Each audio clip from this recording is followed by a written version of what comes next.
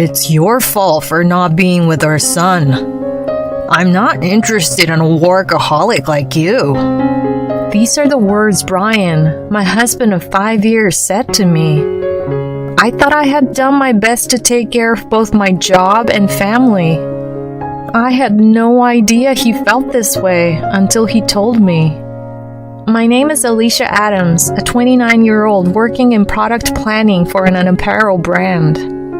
I have always loved fashion since I was a child. I even made clothes with my mother on a sewing machine. After graduating from a fashion college, I'm fulfilled working for my admired brand. I have a husband of the same age and a 4-year-old son. Brian, my husband, was my high school classmate. We dated once for a few months, but broke up due to college entrance exams. We reconnected at a friend's party after being out of touch for a while. Finding out we worked nearby, we started dating again. Brian was a serious baseball team ace in high school, but enjoyed his university life fully. He seemed a bit shallow when I met him again, but his caring and kind nature hadn't changed. We married within a year of dating. When we announced our marriage, our parents were delighted. Oh, I feel reassured if he's marrying you, Alicia, Brian's mother said to me happily. I have a good relationship with his parents.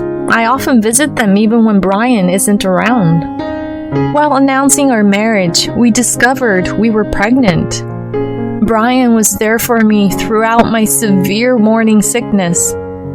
It wasn't easy, but I worked up to the last minute before giving birth.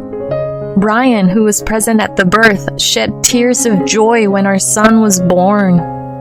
Thank you for giving birth to our son, Alicia. Let's do our best to raise our child. I, too, shed tears of joy that our son was born healthy.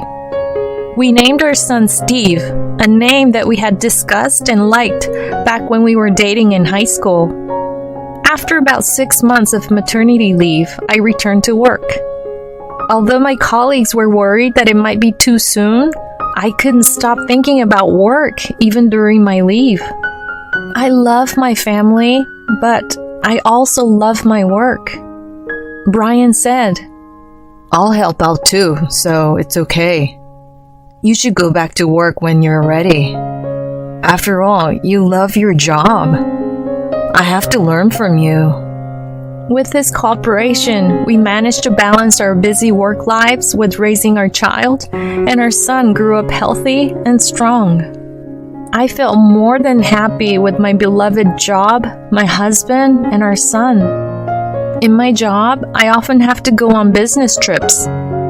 During these times, I couldn't be with Steve, and I always felt bad for Brian. But he always told me, It's perfectly fine. You want to go on your business trip, right? Go ahead.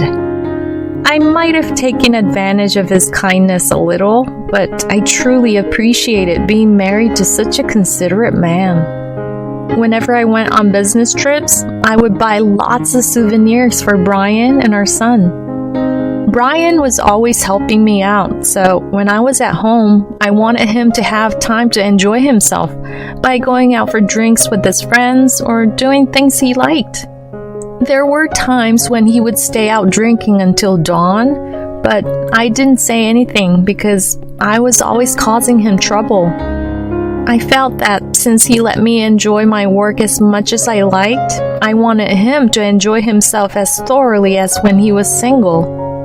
Our son Steve was now 4 years old.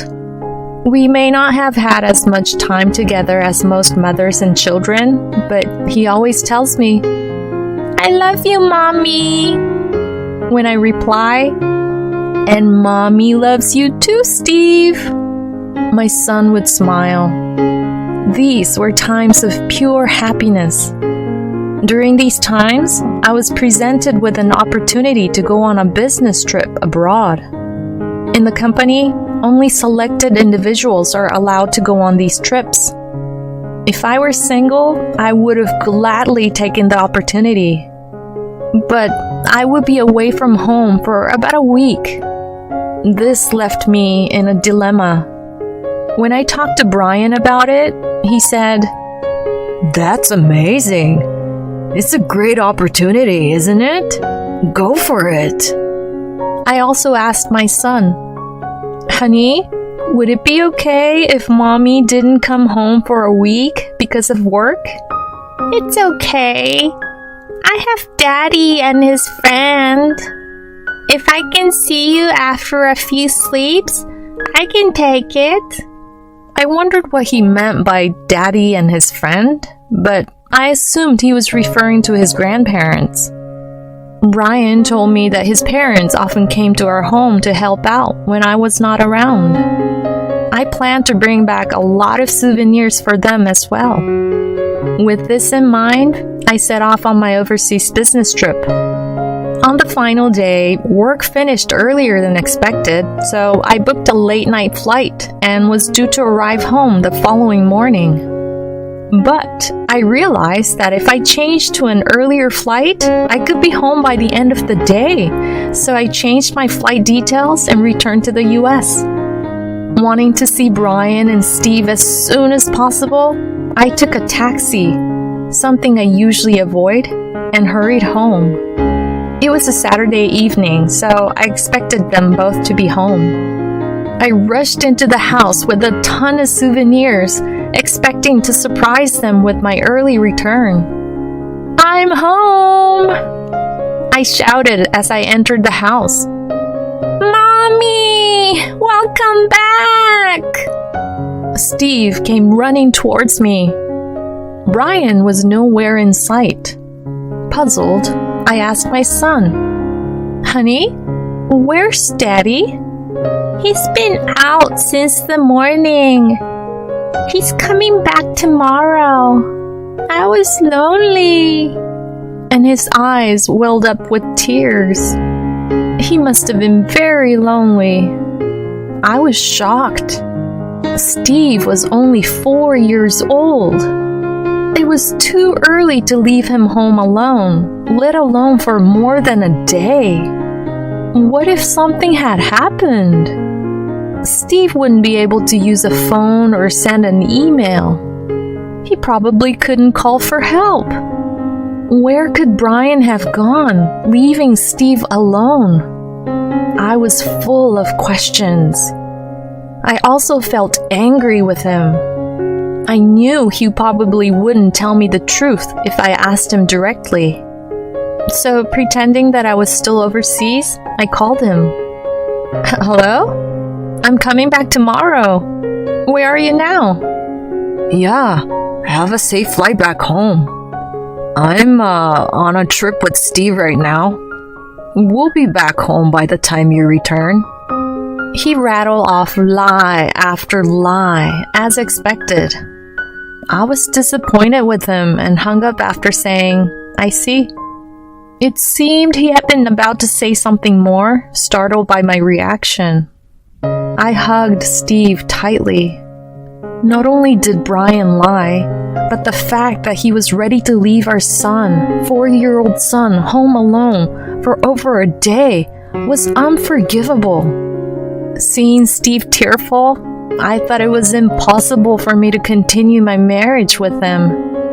I gave Steve his souvenirs and cooked dinner, and we ate together. Hey, sweetie, do you know where Daddy has gone? I asked him. He answered, He's gone out with Mandy. I didn't know any woman named Mandy among our acquaintances. As far as I knew, Brian didn't have any sisters. Does Mandy come often? I asked my son. She comes to our house a lot when you aren't around, he answered. I was convinced that he was having an affair. After putting Steve to bed, I packed as many of mine and Steve's belongings as I could into boxes and suitcases. I decided to leave once my son woke up. As I packed, tears welled up in my eyes. Brian didn't contact me, presumably thinking I was still abroad. The next morning, I stuffed the car full of our belongings and went to my parents' house. Where are we going, Mommy? Steve asked curiously. We're going to visit Grandma's house, was all I told him. My parents' house is about a 20-minute drive away. My father passed away a few years ago, and my mother is now living alone. She was surprised by the sudden arrival, but after dropping off our belongings and leaving Steve with her, I headed for the city office to get a divorce application. I returned home, left the divorce papers and my wedding ring, and wrote him a note. I cannot stay with someone who makes Steve sad. Divorce me. Wishing you happiness with Mandy. And then I returned to my parents' house. When I arrived, my son was taking a nap, and my mother was furious when I explained the situation. She knew Brian since high school, and she kept saying, I never thought he would do such a thing. He is so kind and serious. After Steve woke up from his nap, we three went out for a meal. I chose a restaurant known for its delicious hamburgers, Steve's favorite. Watching him happily munching on his hamburger, I knew I had to protect him. After the meal, we returned home and my phone rang. It was Brian. I'm sorry for lying. Please come back. I was actually visiting a college friend who was in a hospital after an accident. I asked my mom to take care of Steve, he said, obviously lying.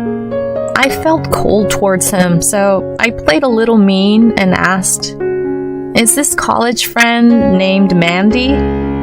He feigned ignorance. Huh? Who's Mandy?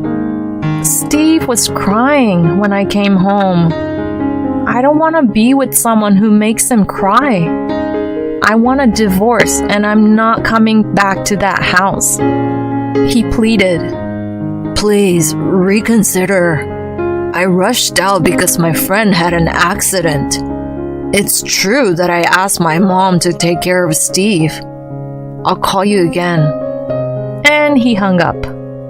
I felt like everything he said was a lie, and I'm pretty sure it was all a lie. But he seemed to think he could still deceive me. After that, I commuted to work from my parents' house, and in exchange for giving her living expenses, my mother cut back on her part-time work hours to take care of Steve. She seemed to enjoy being with her grandson, telling me with joy, Steve was such a good boy today. It seems like he made new friends at the nearby park. Brian would call almost daily, spewing lies and apologizing. I consistently told him, my mind is set on divorce, so stop calling me. He even came to my parents' house once while I was at work, but my mother sent him away. The divorce proceedings weren't moving forward, so I decided to go to a detective agency. I wanted decisive evidence of his affair. A few days later, the agency reported that Brian was spending nearly every day with a woman in her early 20s. They had taken many pictures, and it seemed she was also frequently visiting the house where I used to live. I was convinced that this woman was the Mandy that Steve had mentioned. Even as he was begging me to come back, it seemed he was having fun with his lover. I couldn't believe he could do something so despicable. I wondered what happened to the sincere man he used to be. One weekday night, I finished my work early, took the pictures I received from the detective agency, and went to the house where Brian was living. As I walked into the living room, I found him and the woman from the pictures watching a movie together. The woman shrieked loudly at the sight of me and clung to Brian. Jesus, who the hell is she? She scared me. Brian looked so surprised that he seemed to be speechless. I want to finalize the divorce soon, but the process isn't moving forward, so I came here. Could both of you sit down here? Both he and the woman sat at the dining table silently. The woman was making a fuss, but when I told her to sit down quickly, she sat quietly. It's not what you think. She's my sister-in-law. He tried to lie again. Oh God, you don't have a sister, Brian. Enough with the lies.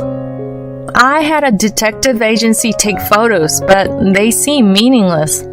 This is Mandy, right? The one you left Steve for and went on a trip with that day? When I said this, they were silent for a while. Will you answer me? It's fine if we get divorced, right? When I pressed them further, he gave up and began to speak with a resigned look on his face. It's your fault for not being with Steve. I only left him for a day. How many days have you been away? He retorted. I was genuinely surprised. My work was indeed busy, and I had many business trips, but I always talked to him about them. If he was unhappy, I think I could have cut back on my work. Didn't I discuss it with you? You always said it was fine. I couldn't say no to that. He might have been holding back, but that doesn't justify leaving a 4-year-old child alone at home and having an affair. I don't want him to equate my leaving Steve and his care for work with that. So that makes it okay for you to cheat? To leave Steve alone at home and go on a trip? At my words, he sighed deeply and said, I'm not interested in you, who's always working. She's different from you. She's family-oriented and always puts me first. Steve's even attached to her. I don't mind divorcing, but we'll be the ones to raise him. It's not a lie that I asked my mom to take care of him that day. I also sighed deeply and made a call. Hello? You can come in now. He looked puzzled. The woman was still looking down. There was a few minutes of silence. Then the intercom rang, and I went to the front door to meet her. The one I called was my mother-in-law. When Brian saw her, his mouth fell open in surprise. Tell us, did Brian ask you to take care of Steve that day? When I asked, she said, No, he didn't ask me anything like that. That's what I thought. I can't leave Steve with someone who lies like that. Hey, Mom, I asked you, didn't I? My husband appealed to his mother in a panic. What the hell do you think you are doing? Aren't you ashamed of yourself? How can you lie in front of your son like that? Alicia told me everything. I am not on your side, she stated clearly. Before coming to this house, I had gone to her place, told her everything, and asked for the truth. The mother-in-law, who had experience in raising children and had been taking good care of my son, was quite surprised that a 4-year-old child had been left alone at home, and apologized to me. When I told her that I wanted to get a divorce and asked for her cooperation, she readily agreed. You too, Mom? Fine. Let's go to court. I'll get Steve, he said until the end, but I told him to do as he pleased and left the house with my mother-in-law. When I thanked her, she said, It's a request from you, whom I've known since high school. Of course I'll help you. I'm sorry about my son. I'll help you with the trial and everything after that. I couldn't help but hug her while crying. Thank you so much. I feel so frustrated. It's okay. Alicia, You've had a hard time too. I felt saved by her kind words.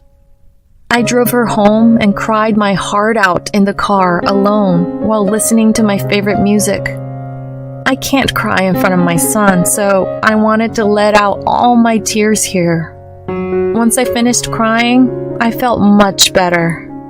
I decided in my heart to protect my son with all my strength. After that, the trial began. I knew I would win without trying, but Brian insisted on a trial. The divorce was granted easily, and I got custody of my son. The decisive proof of his affair played a big role. I was truly glad I went to the detective agency. I heard from my lawyer that my husband's mistress was a receptionist at the same company. Since it's a small company, the rumors spread quickly and she was forced to leave the company. Brian is still working there, but he's having a hard time, and he's soon to be transferred to a subsidiary. Even after his transfer was decided, he still wanted to get married, but she firmly refused. Her parents even stepped in to refuse him, which surprised him. I'm seeking damages from both of them. I think they should pay for the pain that my son and I endured. My son and I are living happily with my mother in my hometown. I thought about reducing my work, but my mother quit her part-time job to take care of housework and Steve while I'm away. It's her own decision because she wants to spend as much time as possible with her grandson. In return, I decided to pay for all living expenses from my salary. I have been on a business trip abroad and got a promotion and a raise at just the right time, so I'm able to support my family adequately. I pamper my son as much as I can when I come home from work, which I love. Sometimes I scold him, but I'm very happy to spend time with my son, who is growing every day.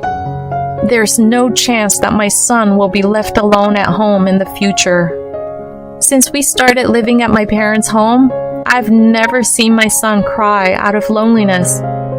I want to continue to watch my son grow with my mother.